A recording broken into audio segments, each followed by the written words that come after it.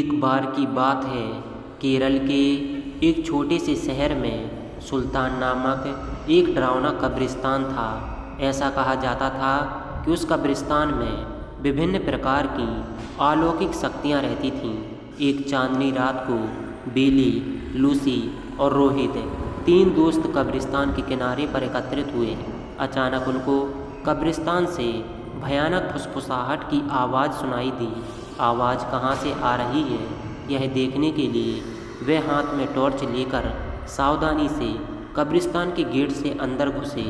जैसे ही वे कब्रिस्तान में दाखिल हुए, हवा तेज चलने लगी।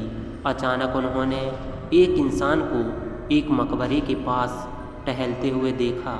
वो उदास और खोया हुआ दिखाई दिया, इसलिए बिली और लूसी और रोहित उसके पास गए और पूछा, कौन हो तुम और इतनी रात को यहाँ क्या कर रहे हो? तो उसने जवाब दिया कि मैं एक आत्मा हूँ और मेरा नाम अकबर है। अकबर ने उन्हें उस भयानक अभिशाप के बारे में बताया जो इस कब्रिस्तान के सभी आत्माओं को परेशान करता था। हर रात एक प्राचीन चुड़ैल जागती थी और कब्रिस्तान पर जादू करती थी और अकबर जैसी मासूम आत्माओं को अपने बस में कर लेती थी।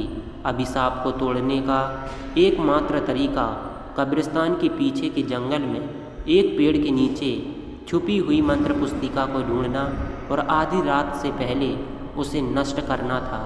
जादुई पुस्तक ढूंढने के दृढ़ संकल्प लेकर बहादुर तिकड़ी अपने मिशन पर निकल पड़ी।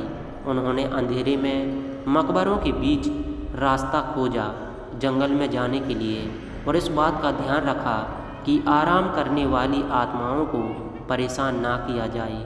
रास्ते में उन्हें बोनस नामक एक शरारती छोटे कंकाल का सामना करना पड़ा, जो उन्हें जादू की किताब खोजने में मदद करने के लिए तैयार हो गया।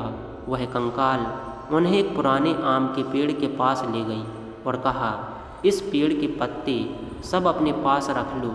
अगर ये पत्ता तुम्हारे पास रहेगा तो वह चुड़ैल तुम्हारा कुछ नहीं बिगाड़ सकती, और ये पत्ता तुम्हें जादुई किताब हासिल करने में मदद करेगा।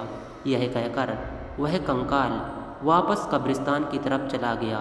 आम के पत्ते को अपने हाथ में लेकर तीन दोस्त जादुई किताब ढूंढने लगे। बहुत ढूंढने के पश्चात जंगल में एक झील के अंदर उन्हें चमकता हुआ कुछ दिखाई दिया। रोहित को तैरना आता था, तो उसने झील के अंदर जाकर वह चमकता बॉक्स लेकर आया। जैसे ही आम के पत्ते को बॉक्स के ऊपर रखा, वैसे ही बॉक्स खुल गया और चमकती हुई जादुई किताब बाहर निकल आई। आधी रात करीब आते ही वे तीनों अपने हाथों में जादू की किताब लेकर शराब को तोड़ने के लिए कब्रिस्तान की तरफ बढ़े। कब्रिस्तान में आकर वे किताब को खोले और एक प्राचीन मंत्र का पाठ किया। मंत्र पाठ करते ही जमीन कांपने लगी और कब्रिस्तान में एक तेज रोशनी छा गई। वह चुड़ैल जाग गई और गुस्से में दिखाई दी, लेकिन उसकी शक्ति धीरे धीरे कमज़ोर हो रही थी।